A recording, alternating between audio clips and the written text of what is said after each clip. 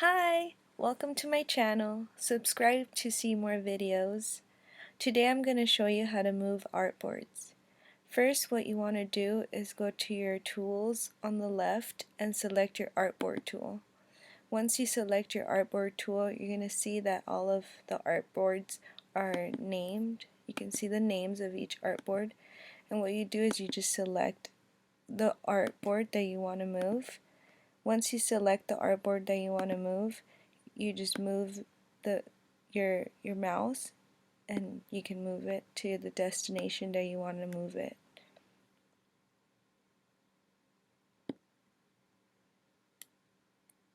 And that's it. See more of my videos. My next video will be about duplicating artboards, and also I will also make a video about artboard settings and other graphic design Adobe Illustrator tutorials. Thank you.